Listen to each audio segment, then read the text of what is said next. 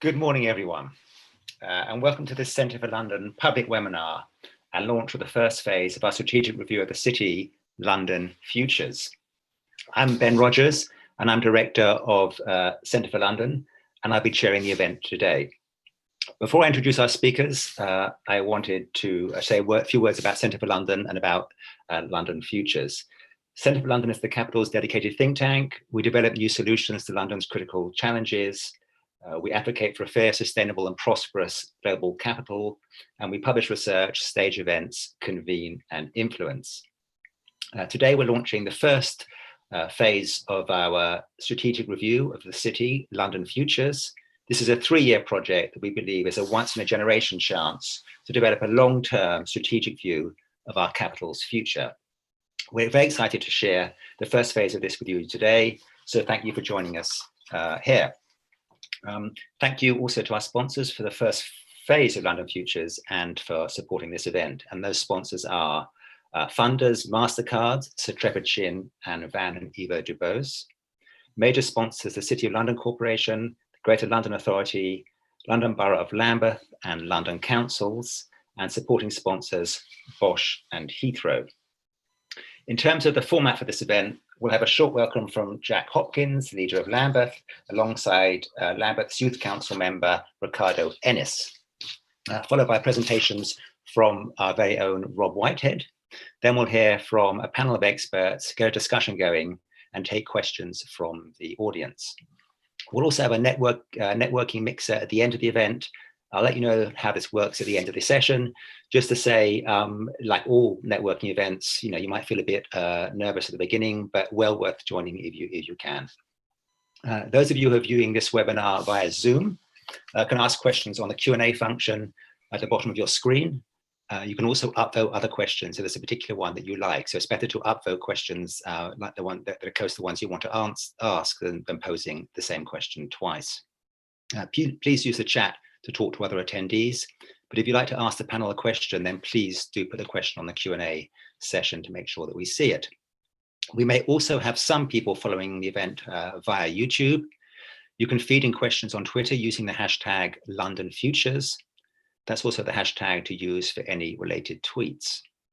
We'll try and get through as many questions as we can before midday.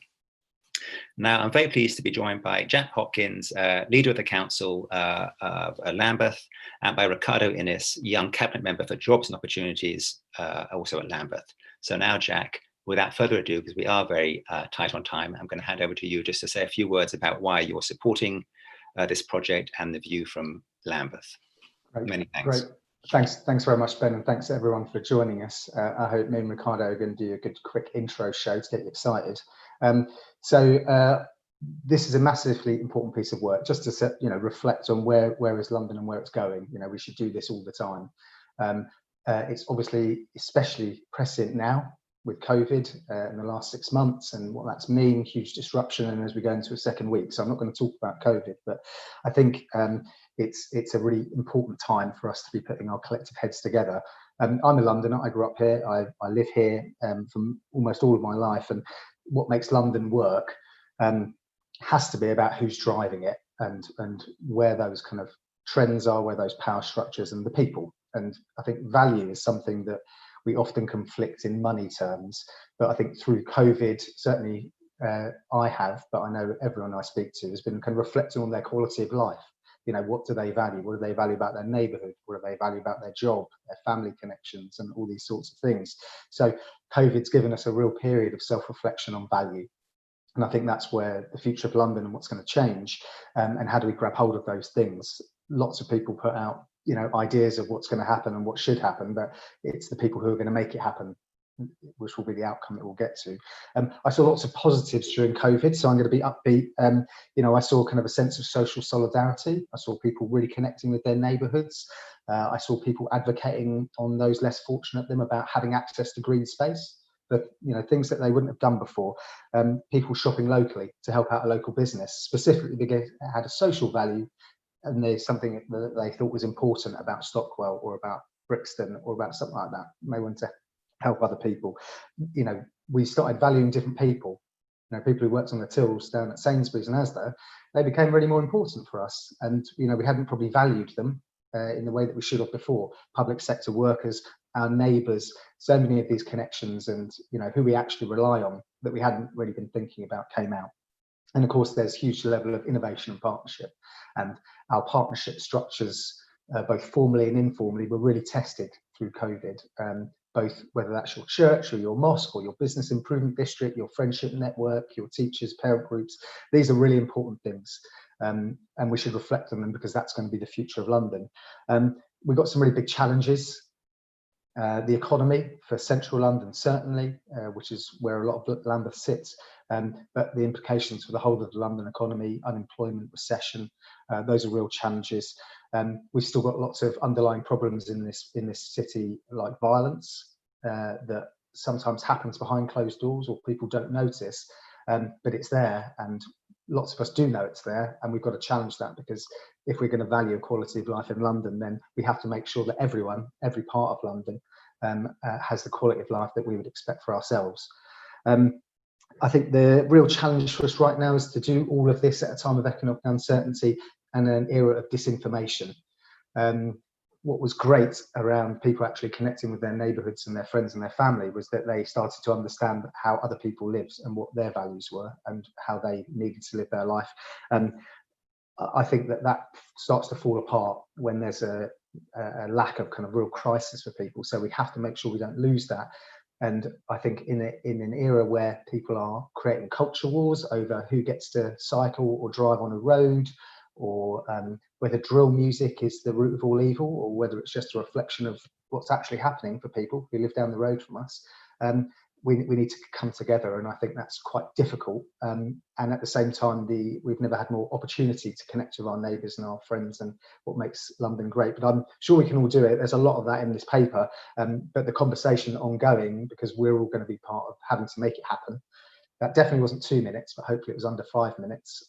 Thanks, everyone. I'm going to pass over to Ricardo, who's going to tell you how it really is. But thanks for this, and I look forward to today. Thank you, Jack. Hi, my name's Ricardo, and I'm the Cabinet Member for Jobs and Growth in Lambeth Youth Council. I was asked the question, what do you think London's leaders should prioritise for the future?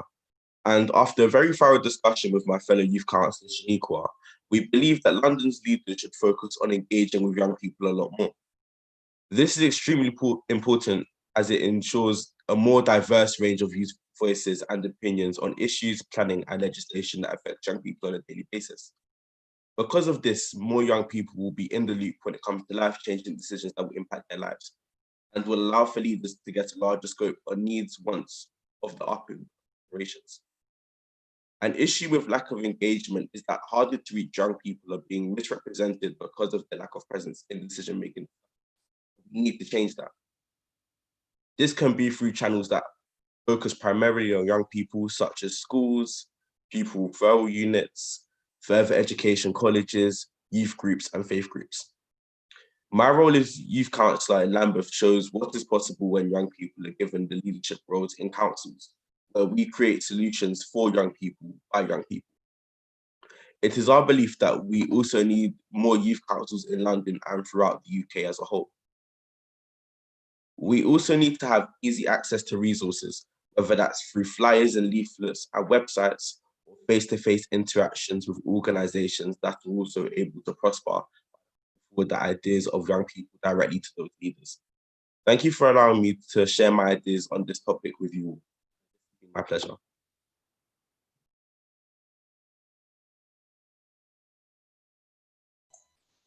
Thank you, Ricardo, and thank you, Jack. As Jack said, I think the pandemic has given us a moment to reflect. We began working on this report before the pandemic, but I think in that sense, it's sort of really timely. It does offer a chance for us to sort of step back and ask some almost sort of existential questions at this time of extraordinary sort of flux about the sort of city we want to be, and how we can think long-term and prepare long-term for the changes that we're going to come. And again, if the pandemic's taught us anything, it is the importance of sort of long-term thinking and taking sort of full review of risks and sort of unexpected eventualities.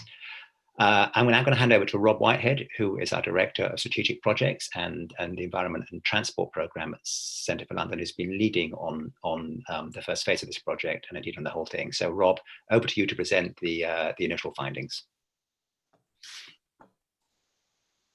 Good morning, Ben. Thank you, everyone. Hopefully you can see my slides now. Do shout if you can't. My job is just to take you through sort of overview of our London Futures Review and dip into some of the highlights of our report we're launching today, London at a Crossroads. So first question is, why are we doing this now? Well, about 30 years ago, London was sort of widely perceived to have lost its way. And then a report came along called London World City, which sort of helped change London's story. And really this kind of accompanied, but also drove in to some degree, a period, a 3-decade period, where London sort of boomed and transformed in many ways. This was characterized by a successful transition to high-value services. London became even more open, even more international, developed an extraordinary cultural offer, which just attracted more people. And overall, it was a period of sustained economic growth, including in jobs. Many bits of the city were regenerated, new institutions were born that helped manage and steer and help win things like the Olympics. But there were dark sides and challenges which were not addressed. And there are new challenges. The housing crisis, widespread poverty and inequality, the looming challenges now of climate change, resurgent protectionism, and now obviously COVID-19. So it feels like we're at something of a crossroads and it's a time to take stock. So we're doing that in a multi-phase review. This report is the culmination of the first phase, where we're really analysing where London is and setting up some of the discussions that we need to have about what matters for the future. So in phase 2, which was kind of kicking off this autumn, we will be engaging with you, with Londoners, to try and get your views about what matters, what are the real big challenges, and how we might manage through those. We intend to synthesize those into a kind of new vision that hopefully lots can get behind, that can land on the mayor's desk around July, and hopefully shape London for the future. So in examining London today, we looked at sort of 6 angles, really. So I'm just going to take you through some of the highlights for each of those 6. On people, London's population has grown substantially since the early 90s, and it's projected to grow by another 2 million over the next 30 years. Although these projections are even more shaky than they were before. Now we have COVID. In general, London's absorbed this growth successfully. It's become more diverse. It's maintained high levels of social cohesion. But there are gross inequalities, not just in income, but also in wealth, in education, in employment, and even in safety and in health. Often these are fueled by racism. We have more Londoners living in poverty than in any other part of the UK. On the economy, London's less than a fifth of the UK population, but we produce almost a quarter of the economic output. Jobs, as I mentioned, has grown. Really, it's become a ever-increasing concentration of expertise in high-value services, not just in finance and banking, but also in creative industries and education and much else. But the kind of dark side is the productivity growth which drove this boom has stalled since the financial crash, and wages are low for many, many people. On places and environment, London's grown pretty effectively within its boundaries. It's shot up in the city and Canary Wharf. It's densified in some neighbourhoods. Much of this was driven by new transport investment. Whole new areas emerged, but we have not decarbonised well, especially in transport and heating. Congestion is a major challenge, especially now with COVID, and housing affordability and overcrowding are serious issues.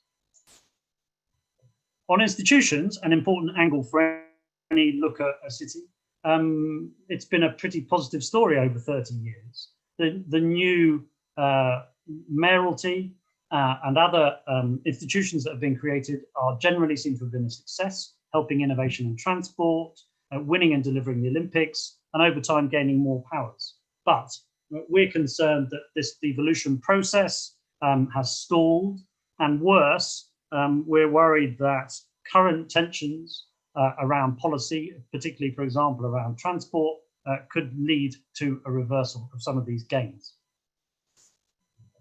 London's relationship with the UK, clearly linked to the previous point, is an intriguing one. London is the only global city in the UK, and it generates much benefit for the country in taxes, in investment, as a magnet for tourism. But this sort of upside is increasingly being seen as a downside, the unleveled UK, a perception of London centrism in our politics. In the world, though, London is still perceived as one of the top cities. It rides high in perceptions, driven by openness, its attractiveness to investors. But the crown looks like it might be slipping. The last 5 years has seen competition grow. London's not keeping up on aspects like affordability, safety, and congestion. When you crunch all of the various benchmarks that rank cities and get to a kind of composite score, which this chart shows you, you see that 5 years ago, London was firmly fifth across all cities in the world. That's dropped to 14th. Turning to the future, this is part 2 of our report.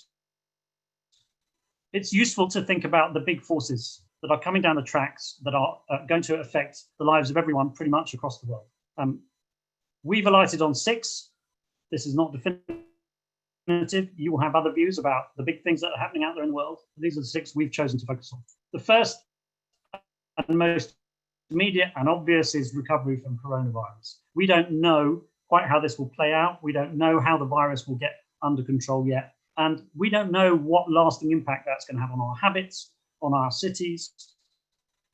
This is particularly important for London and especially for central London, where the effects are looking pretty devastating at the moment.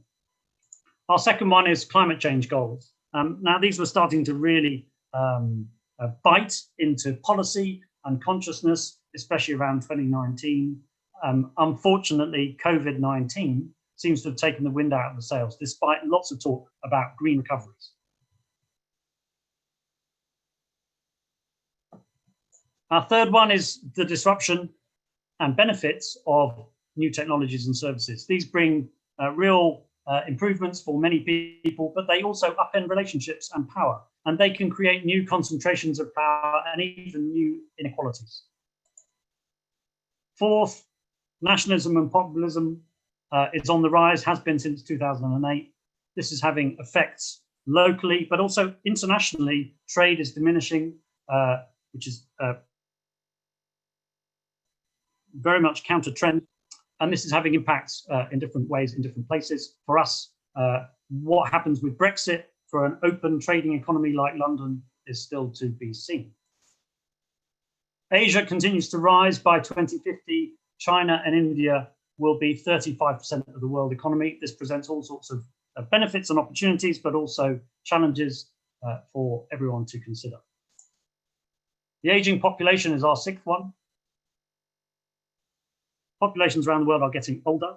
This is obviously great news in many respects, but it also presents challenges for how we run and manage almost every part of our lives and certainly our city. It's useful thinking about the future to look for inspiration abroad. We've done that. We've alighted and focused on 5 areas, 4 cities, and one very much not a city. So in Tokyo, we looked at housing and how they've managed to deliver affordable housing without much social housing. In Medellin, how they innovate around delivery of public services. In Barcelona, on superblocks, how they're reusing or reimagining public space in dense urban areas. In Paris, how they're using the 15-minute city concept to drive new measures around sustainability. And in Wales, how they're approaching it a different way, using a law to force people to think about future impact. So we've set out what we think are the key challenges for London. They're here. You can read more about them in the report. You'll have different views about what matters and what the big challenges are and how we should tackle them. To try and sort of provoke a debate and a conversation about these, we've set out 5 quite different scenarios about how London could develop in the medium and long term, setting different priorities for city development sort of against each other, really. We really want you to get involved. This is our hashtag. Please go to this website to find out more about how you can. Thanks, Ben. Thanks very much.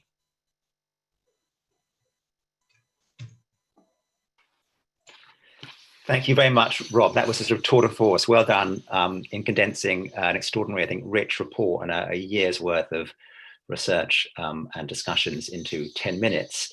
But I will urge you to download the report, which is now on our website, and read the whole thing. Right, we've got a short poll for you now. I would like to run with the audience. Those of you who are joining in from the live YouTube link won't be able to see the poll, but you can let us know your answer on Twitter if you'd like. I'll come back to the results later, but here they are up on the screen. So Rob has identified 6 global forces in the findings. Which of the 2 do you think are going to be the most important in shaping London's future long term? And if you think there are other forces at play that we've neglected, do let us know on the Q&A or tweet them. So we've got recovery from coronavirus, climate change goals, disruptive technologies and services, the rise of nationalism and populism, the continued rise of the Asian economies, and an aging global and indeed an aging London population. So let us know which of those 2 you think are going to be most important. Now, and I'll come back to those in a bit. So now over to our panel. Just close that. And I should say, by the way, that somebody's just started drilling next door, so I'm sorry for the background noise. So over to our panel: Nickie Aiken, Jake Ferguson, Flavilla Fongang, and Catherine McGuinness. And I'm going to start with Nickie Aiken. And Nickie, we're particularly pleased to have you. We're very aware of just how important central government is to London's future. That's going to be true in any city, but particularly in London, where we have quite an underpowered system of government still. And a lot of power does rest with the mayor. Of course, you know London intimately, not just as MP for cities of London and Westminster, but previously as leader of Westminster Council. So I've got a few questions for you. And I think first we do have to talk about the recovery, even though this is meant to be a sort of long-term review of London. What's your immediate priorities for getting central London up and running as we emerge one day from this crisis? Thank you, Ben, and it's a pleasure to be with you. Well, I think we can obviously want to talk about the future of London, but we are now facing a catastrophic economic crisis, and there won't be a future for central London in particular if we do not get through this crisis. We are already seeing in the West End footfall down, way down. Most other city centres in the country are at around about 60 to 70% footfall. The West End is much lower than that, 40 to 50%. Figures from yesterday was 60% down on this time last year. Businesses are telling me that they have basically are trading at 20% of normal levels, and they are now, many of them are now looking at closing up. I think we are facing an economic depression for the West End if we do not get a grip and we do not work together on this. So my first and only priority at the moment is not looking to the future of London or central London, I'm afraid. It is looking at what is happening now and whether we can survive the next 12 months. It is that desperate. International visitors have disappeared. West End hotels, 3-month occupancy rates, rolling rates, are usually at this time of the year at 80%. They are currently under 10. And this has a massive knock-on effect for the whole ecosystem of central London. Theatres remain closed and will not be opening anytime soon. And that also has a knock-on effect for hotels, restaurants, bars and retail. So I am working with the government at the moment, trying to secure a particular specific range of measures for central London, because central London is the very heart of the economy. My constituency alone, City of London and Westminster, generates £105 billion of gross value added every year to the economy. To put that in context, Wales produces 52 billion. So this is why it is absolutely crucial that we support the West End in particular. I'm about to go. I can't stay very long because the Chancellor is about to make his statement and I've got a question. And I will be asking for, as I said, to meet with him to discuss a whole package of measures. Things like we need to look at extending Sunday trading hours from 6 till 8 p.m. in the West End, just the West End. Doesn't have to be the rest of London, doesn't have to be the rest of the UK. We need long-term business rate reform. We need the VAT scheme to continue. And so that is what I'm concentrating on, Ben. It might sound quite pessimistic. I'm not a pessimistic person, but I'm a realist and we are facing real issues.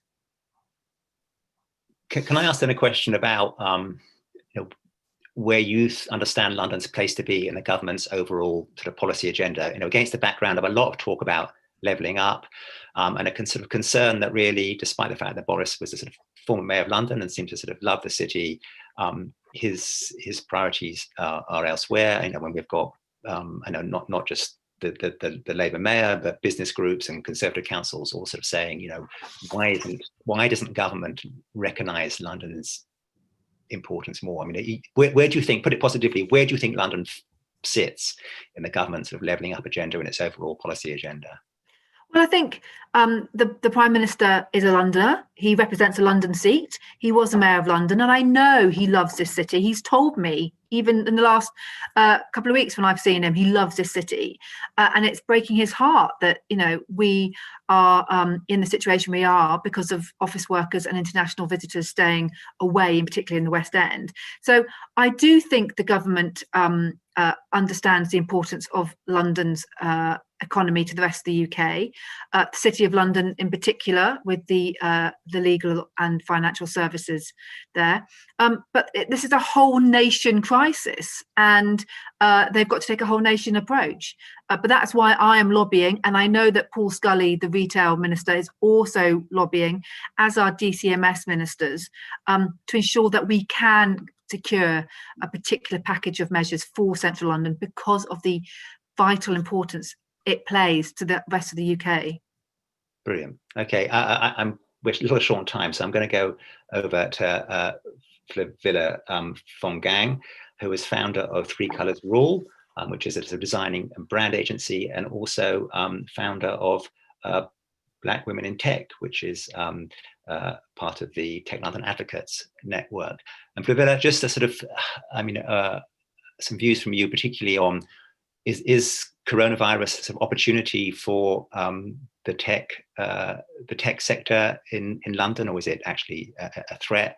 And more generally, what role do you sort of see technology playing in addressing some of the sort of big challenges that Rob has set out?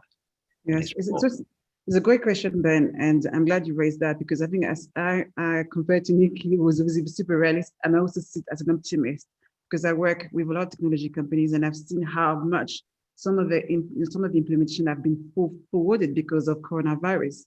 I'll give you an example. About 30% of businesses didn't have a digital presence. Sounds crazy, right? 20% of them actually now have operating online, and now 50% among people who are already online, 50% of them actually improve their digital presentation. So for me, technology is definitely something that will help business survive.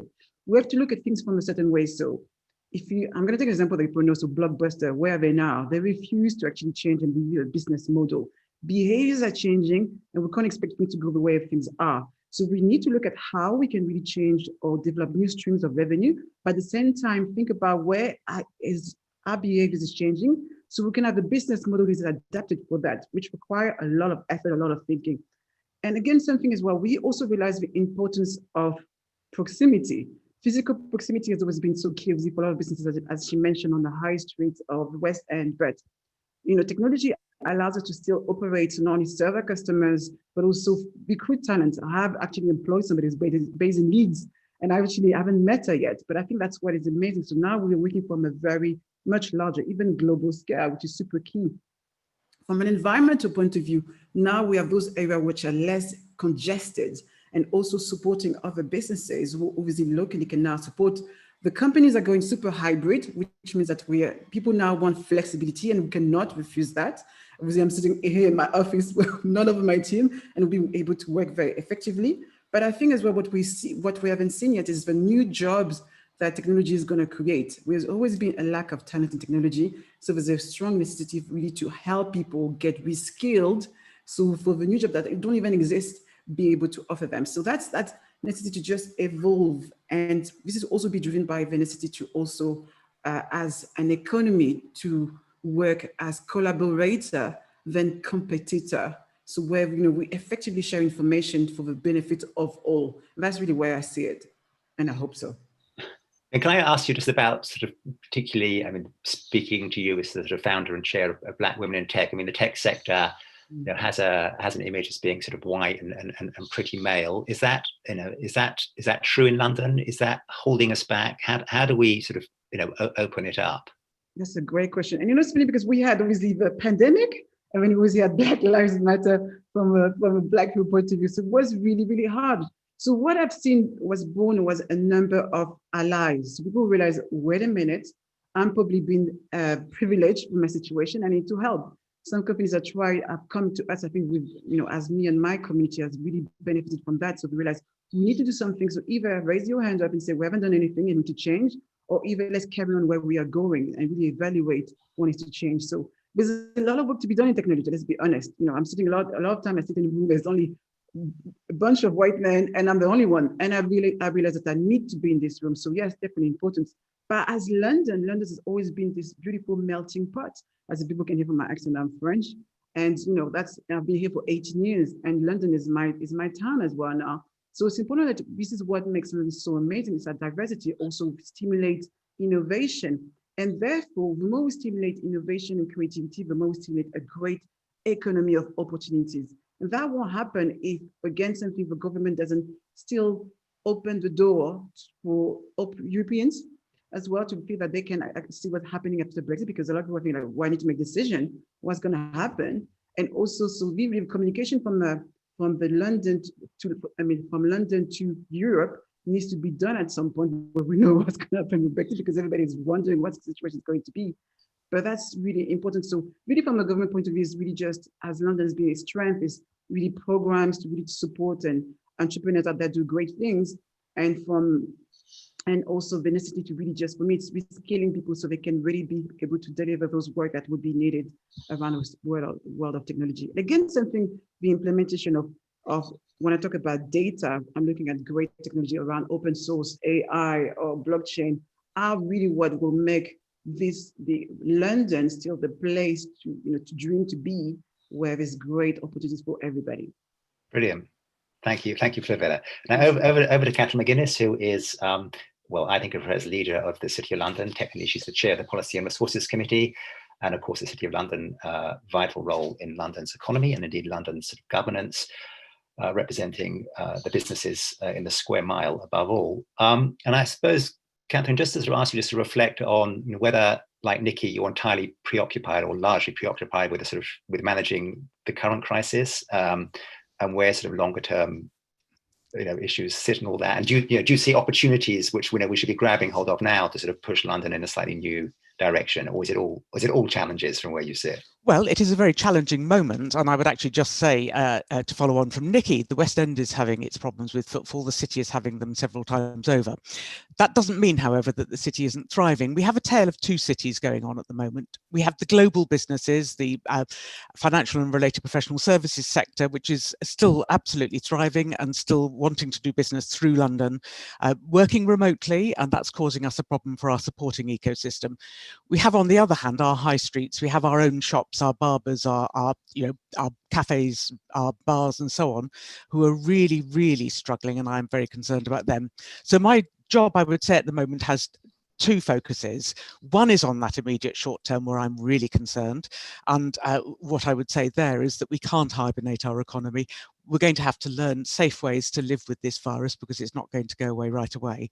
And I would ask the government to look really closely at the evidence from other places about how we can safely, bring people back. So indeed, we were disappointed with the announcements earlier this week, though safety has to come first. But what I'm really focused on the more international side is how we can keep that crown in place that Rob was talking about. He said that our crown as a global city was slipping a bit. I think there are real questions there for a number of reasons. You couldn't be doing this report at a more timely moment. But as the UK seeks to find its new place in the world, as we grapple with this virus as well, and as we see the growing protectionism that's around the place, I think we really need to be focusing on what our core strengths are, and not only focusing on and building them, but promoting them internationally, reminding people that we're a vital global city where people still want to come and do business. I'm going to echo a lot of what Flavilla said, actually, because I think what does give us our great strengths has been our openness to innovation. We've been innovative for centuries. The insurance sector grew up here after the Great Fire, and actually just showing how we respond to challenges. We innovate. We've innovated during this period. We've accelerated innovation while people have quickly moved to working from home, and we've seen some of the tech developments which we were seeing anyway really come on by years. So we've seen a real boost, I think, there. We've been open to international business. We need to continue that. Brexit doesn't send out a very good signal, nor does our approach these days to some of our other trading partners. We need to remain open to international talent, as well as developing our own local skills. And we need to ensure that our regulatory regime, which has enabled a lot of this, particularly for the sector I work with, to flourish, but our regulatory regime remains ahead of the curve and fit for purpose. I'm really confident about London's long-term fundamental strengths for the, for that business sector, which is so critical to the UK economy. But I think this is a moment where we really need to be building on it. Two things I'd flag up in particular are, first of all, our real strengths in tech, which Flavilla has mentioned. I mean, it really is a great strength of ours. And in the financial services space, we've been really ahead of the curve on fintech and on regtech and on a number of other areas of tech. We need to make sure that we keep that competitive advantage. That's one reason why we're supporting government in running a fintech strategic review, looking at what can be done for that particular sector. And the other area, I would say, where we have strengths, but there is also a massive need, is in the area around climate change, actually, and how the business sector, how the financial sector can respond to that, how it can be part of the answer in making sure that appropriate projects are financed, appropriate standards are set so that people know when they put money into a green, or indeed, we would look at ESG more widely, a project that they wish to see impactful, that they are actually hitting the buttons that they want to be hitting. And on that front, I just want to come back to Ricardo right at the beginning and the importance of young people. Now, just over my time working with as chair of policy in the last few years, I've actually seen a massive swing, a massive change of focus towards impactful investments, towards green investments, and that is partly driven by the expectations of young people who are entering the workforce and wanting their employers to be in that space, young people investing their money, their savings, and wanting them not just to make a profit but to have a purpose too. And I really sort of welcome that. I think there's a lot we can be doing to maintain our lead in developing financial products and so on to help move this forward. And actually, I think COP26 next year is something that we can work towards, not just as London, but as a country, to build on our strengths in that area. Brilliant, Catherine. Thanks so much. I've got lots of other questions I'd like to ask you, but we are very short on time. So I'm going to park those for a moment and go over to Jake, who is director of the Hackney CVS, chair of the London CVS, and representing sort of voluntary and community sector here. Jake, we saw the sort of great flourishing of, I guess, community mutual support during the early days of the virus, and people sort of were excited by that. They wanted more of it. How do we sort of build that into the future of London, and what support do our communities and voluntary sector need if they are going to play a sort of role in a full role in the future of London? Thanks, Ben, and thanks for inviting me to be a part of this important panel. For those that don't know, CVS's infrastructure bodies, we support all the local charities in our area, and in London there's over 41,000. So lots of hungry mouths to feed, lots of organisations to help connect with each other. And Ben, you're right.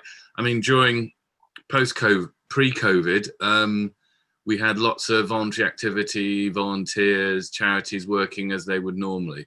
COVID obviously arrived like a huge explosion in all our lives. And what was fantastic was that we had 700 mutual aid groups set up across London, mobilising local people to be part of that safety net.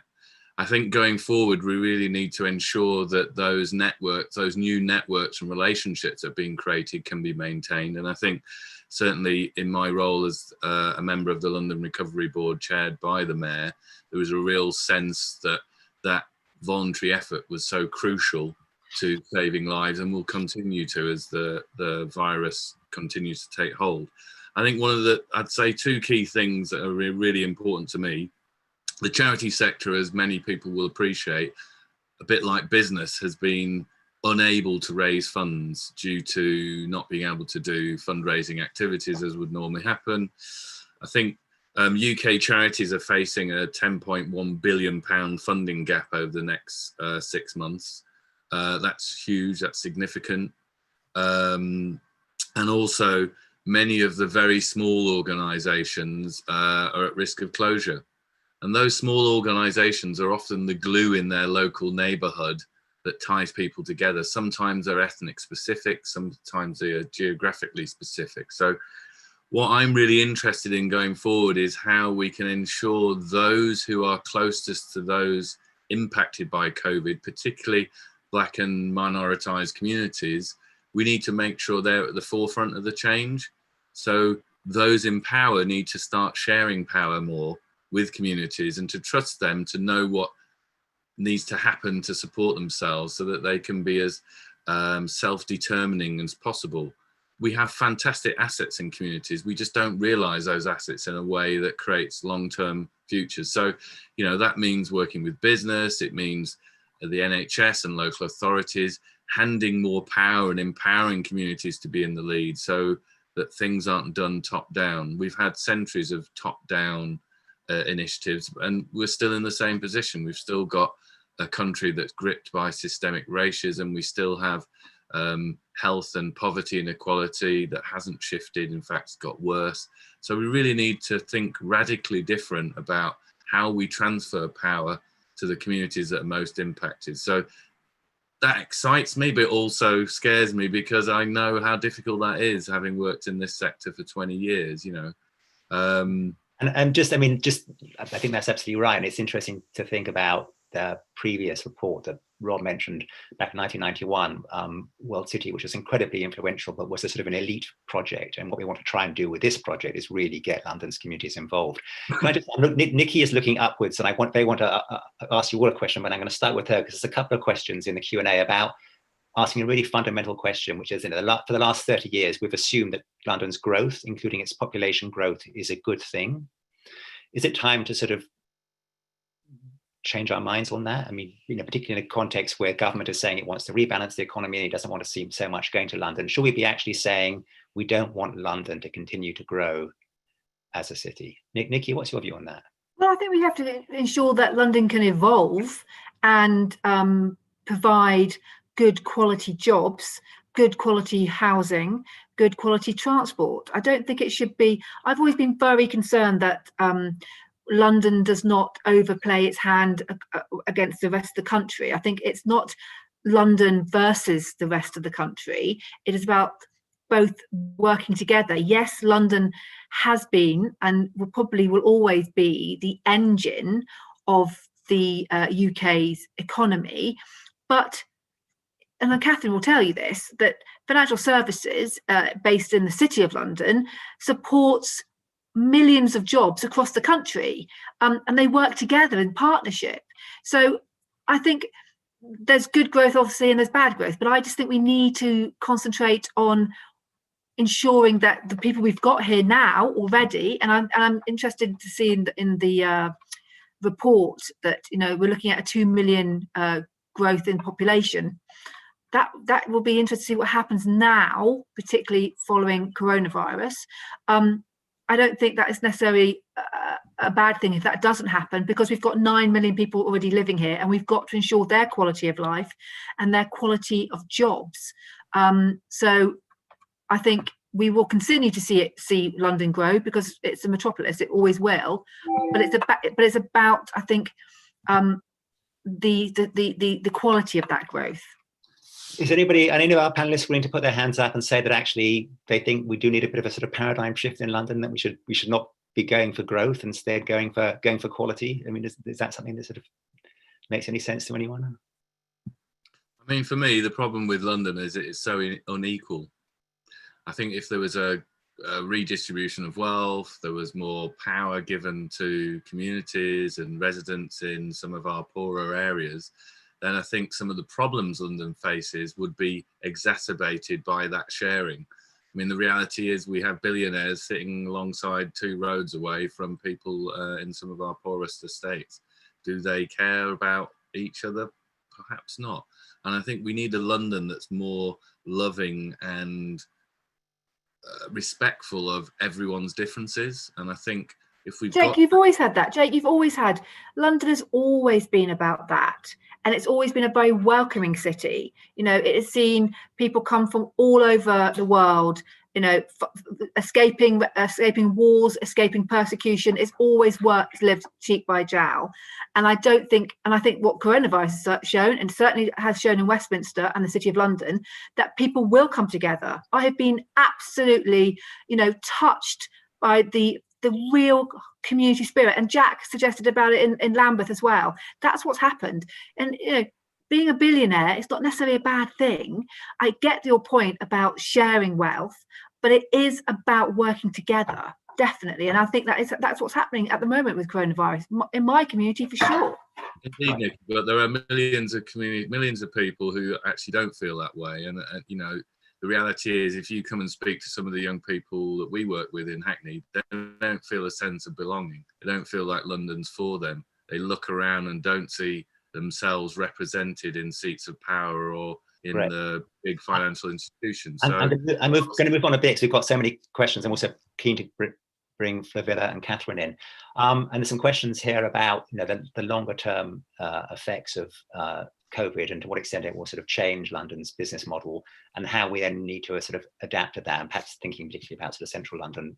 Catherine, I mean, what do you think would you hazard a guess on what the sort of long-term effects, if any, of the pandemic will have on London, and how we should be you know, rethinking the fundamentals of the city in light of that?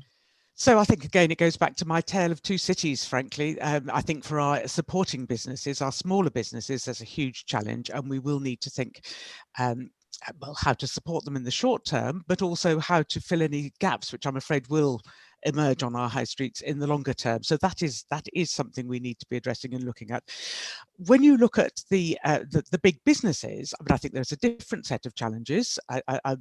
However, I'm really confident that London's fundamental strengths and what we bring together, and our, you know, our whole sort of supporting ecosystem, the legal system, the regulatory system, etc., gives us, you know, great strengths to go into the future. I'm very confident we will remain a leading global city, financial city into the future. But this is a moment of real challenge. And one mustn't forget that part of what makes us so attractive as a global financial centre is actually the arts and culture that you get as well, which is suffering so much at the moment.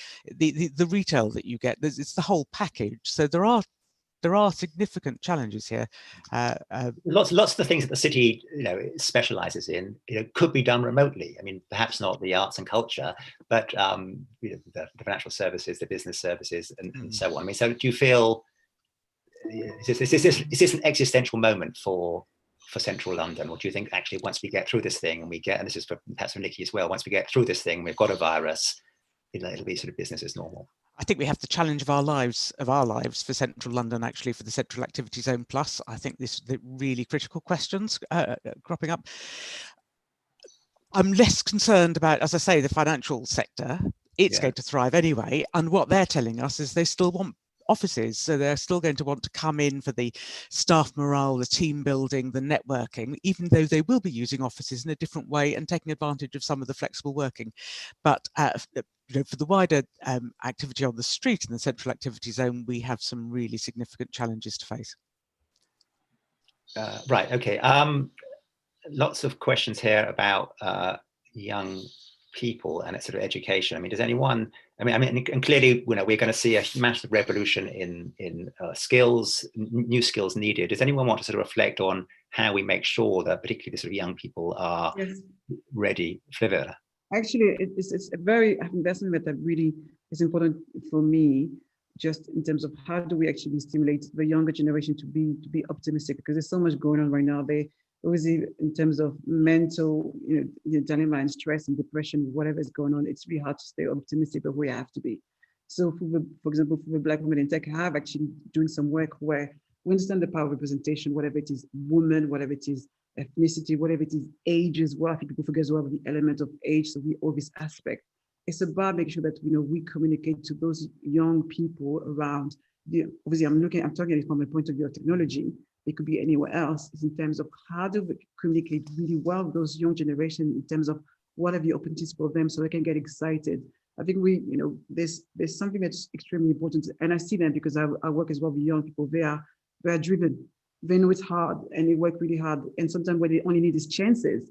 People need to give them more companies to open the door and give them chances to see young people so they can have experience, because I think that's what they need. It's really hard when you hear they're applying for a role and say you need to have 3 years of this. This is ridiculous. So we need to create an environment where we actually allow these young people to make mistakes, get experience, because that's what really form them and get the great skills. Because until they get that, they still be stuck in the same situation where they are. Obviously, I know the education is crazy. Even America, it's even more expensive. The UK is still expensive, even compared to France. But really, what's why we need to create more companies to open the door to take young people so they can get as much experience as possible, so they can facilitate the entry into the real world. And as well, at the same time, the combination of getting skilled if they don't have that, but also work experience. I think that's super important. So for me, I've got to go. Guys, I've got to go. Thanks very much. Thanks, Nickie. Bye. So we're saying, like, for my own power, I've used it to really just create new communication environment where we're going to communicate around around schools to really inform in terms of what are the opportunities in technology, but it can be done anywhere else. I think you make a really important point, Flavilla. I think opening doors, it's mortifying that people think that the opportunities are not for them. It's something we're really focused on with the family of academies that we support. Opening doors to that fantastic talent that actually exists amongst young Londoners, and making clear to people we do want to welcome them into our jobs, and changing the way we operate in our jobs if needed to make sure that they're better places for them to come into and flourish in, really. Some questions about sort of climate change, and actually one of the reasons when we began to dig under why London seems to be slipping down some of these international rankings is because it's not scoring very well on environmental factors. And it's not just that perhaps London's scoring worse than it was in terms of air pollution, congestion, but also that people are attaching more and more importance to those things. What should the priorities be in terms of addressing the environmental challenges that London has, decarbonising the economy, and also making it resilient to what is now, inevitable climate change? And I'm going to turn first of all to you, Catherine, I guess, because this is part of your day job, and the city's been quite radical on some of these things. Yeah, we absolutely have. And I have to say, we recognise this as the challenge of our age. And in fact, I'll be going almost straight from this to a meeting of one of our main committees, the policy committee, to look at our own climate action strategy, which is going to be ambitious and, really set out some goals we've really determined to meet. We've been very focused on what we can do about our own streets and so on, and air quality, and how how we respond. So we've got a very ambitious transport strategy. We're looking at ways that we ourselves can play our part. And when you see our climate action strategy, you'll see that reaches across our whole portfolio of activity. But at the same time, we've been also very focused on supporting the financial sector in what it can do in this space, as I mentioned earlier, and both what it can do in developing products to finance green initiatives, but also what it can do. We're supporting a Green Finance Institute, which is looking at how to finance the retrofitting of houses, where I think it's something like 70% of London's housing stock will need retrofitting to meet the climate challenge. So a lot of work to be done, both with our own activity, but also in supporting the sector to play its part here. Brilliant. Jake, where does the environment sit in the sort of work that you support? Yeah. Well, one of the points that I've made at the London Recovery Board about the whole green economy and green jobs mission that's being developed is the need to get the messaging right so that people, everyday Londoners, understand what small part they can play beyond just separating the rubbish into, one bin and the other. I think, coronavirus and all that's come with it has taught us that we need to get that messaging so that people clearly understand what they can do to contribute. And I think we often overlook that. And I think if we can make being green and sustainable super easy, it becomes part of your mindset. You do it naturally, like riding a bike, blinking, breathing. It needs to be that normalized. And I think we know from the green movement that perhaps not every community is engaged in it for a variety of reasons, yet we need to have, for me, if you were asking me what would I do, I'd say I would create green and sustainability champions in different communities, in the areas where perhaps there's not that much traction with the green agenda. Let's make it simple. Often it's overcomplicated. Getting an electric car used to be really difficult. Now it's a lot easier. Those sort of things make it simple for Londoners to engage in what is a huge agenda. We know it's everyone's business. We're scared that, plants and biodiversity is disappearing as a result of our actions as humans on the planet. So let's reverse that and make it easy for us to make those small but huge contributions when done at scale. Brilliant. Listen, I'm afraid I'm getting messages saying we're pretty much running out of time. And I'm just going to ask for the results of our polls, and perhaps the panelists will reflect on those. Can we see those? Right. 50%. So the two most popular are climate change goals and recovery from coronavirus. Does anybody want to reflect? Do any of the panelists disagree with that? Would any of the panelists put something further up, and perhaps any reflections on the sort of connections between those two things? Because obviously there are sort of opportunities in coronavirus. If we're working more from home, we're commuting less. I suppose if we're traveling to foreign cities or traveling into London, we're polluting less. Yes, I would like to add something. I think I chose, I can be honest, I chose recovery of coronavirus and disruptive technologies, but I can see where people come from with climate change goals. But yes, I think behaviors are changing, so therefore new ones are being created. And if new ones are being created means new opportunities are being born. And that's our ability to be able to see those and really identify them, the sooner the better. I think we're in a situation where coronavirus have forced us to really change our behavior. We've been forced. Sometimes we remain too complacent and how things are going. And this coronavirus, I say, you know what, you're gonna have to do things different. You're gonna have to wake up and react and survive this phase. You have no choice, and that's super important.